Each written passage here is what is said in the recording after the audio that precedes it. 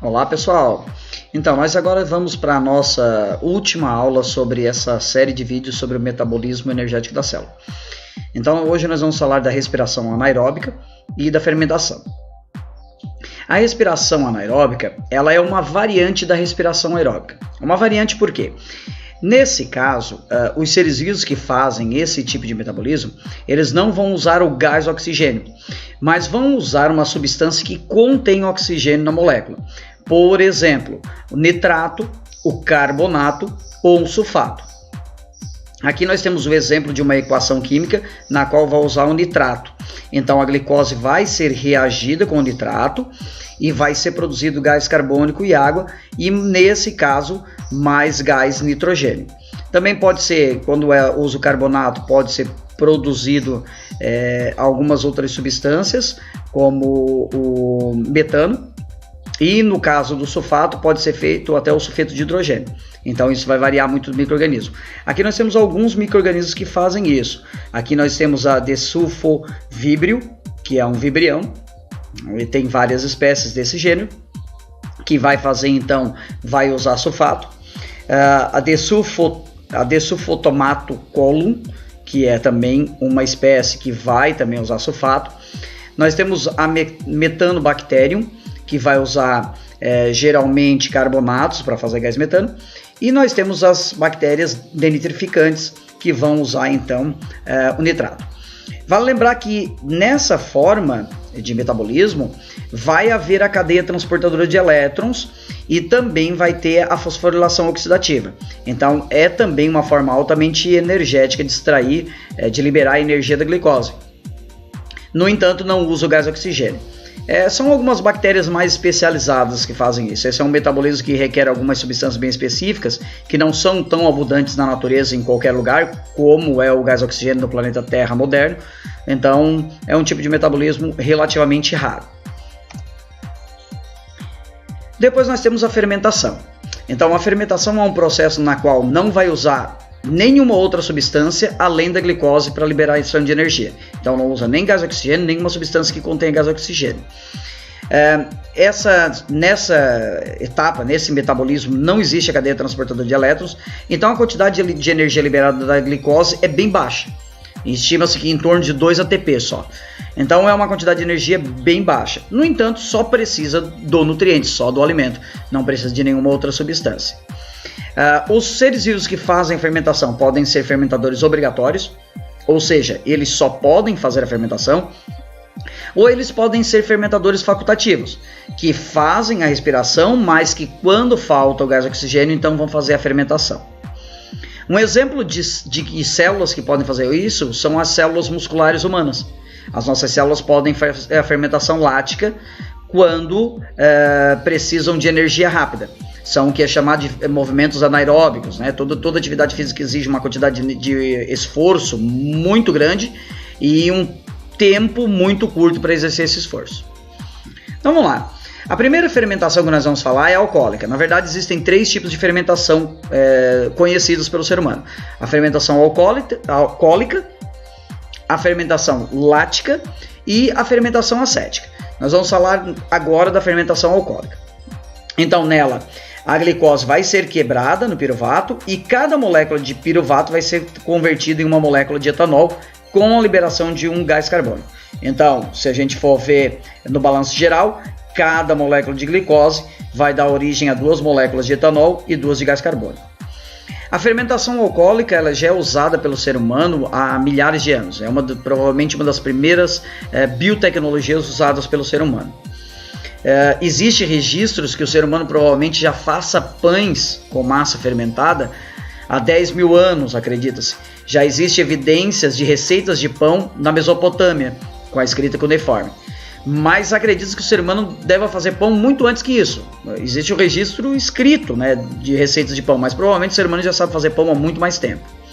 Então, o principal organismo que vai fazer a fermentação alcoólica que o ser humano utiliza é o Saccharomyces cerevisiae, que é um fungo unicelular, é uma levedura. O processo de fermentação que ele usa, então, nós usamos para a fabricação de pães, na qual o gás carbônico vai deixar a massa airada, então o pão fica fofinho. E com o processo de cocção, assar o pão, o álcool evapora. Agora, tem casos em que o objetivo é o álcool. Por exemplo, nas bebidas alcoólicas.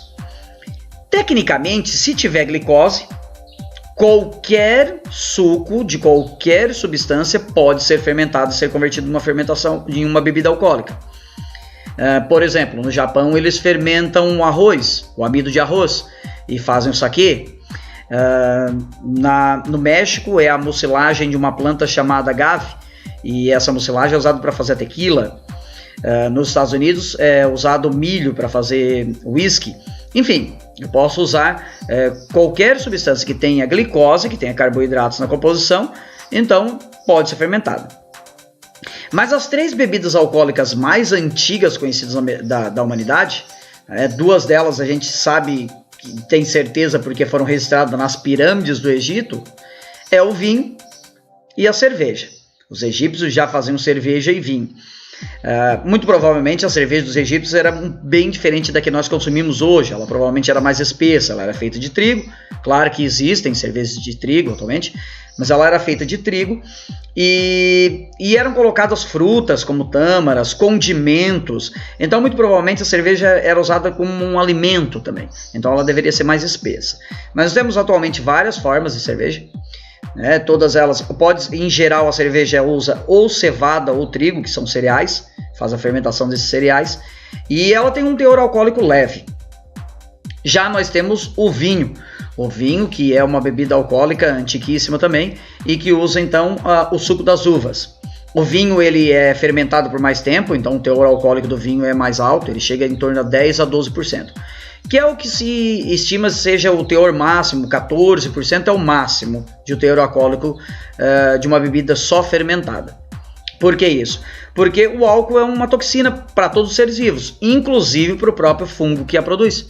Então chega uma hora que a quantidade de álcool na substância é tão elevada que mata o fungo, e 14% é esse limite.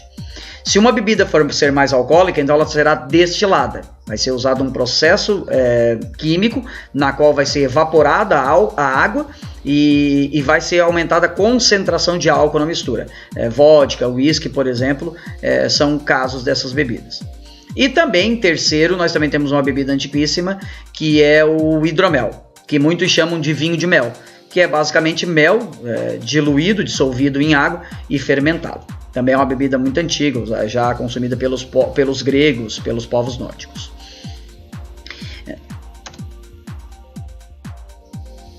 Depois nós vamos ter a fermentação láctea.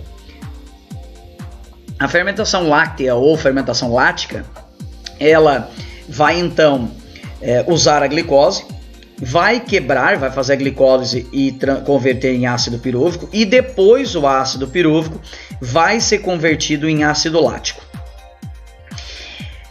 Essa fermentação, então, pode ser feita, essa via metabólica também pode ser feita pelas células musculares humanas, o que acredita-se seja um resquício evolutivo, uma herança evolutiva do nosso parentesco biológico com bactérias. Muitas bactérias podem fazer a fermentação láctea. Uma das mais famosas que tem é o Lactobacillus casei. Essa bactéria ela é muito famosa porque ela faz o leite fermentado. O leite fermentado é um produto, essa também, a fermentação lática também é uma biotecnologia usada pelo ser humano há centenas de anos. Não tão antiga quanto a fermentação alcoólica, mas também muito antiga. Nós usamos a fermentação lática para fazer iogurtes, queijos, requeijão e o leite fermentado. O leite fermentado, inclusive, contém bactérias vivas. Lactobacillus, do latim lacto, leite, e bacilo é uma forma de bactéria em forma de bastão. Eu sei que alguns talvez tenham aí ficado um pouco arrepiado, tomar um leite que tem bactérias, mas não fiquem assustados. No nosso intestino vivem bactérias. Na verdade, pode viver 2 tipos diferentes de bactérias no intestino.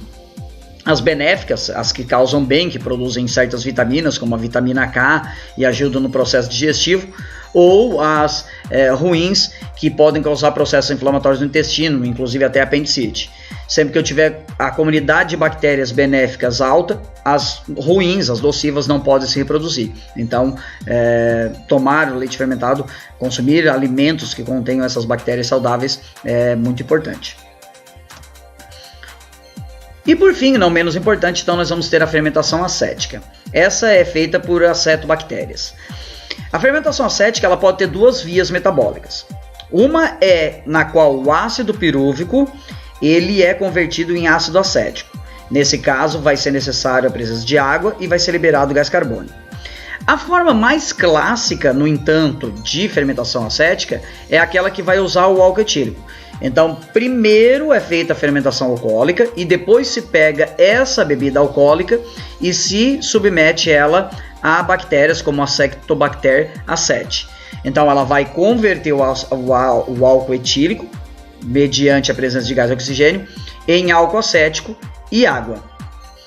Essa fermentação é usada pelo ser humano, essa também é relativamente antiga, já que o ser humano já usa o vinagre há muito tempo.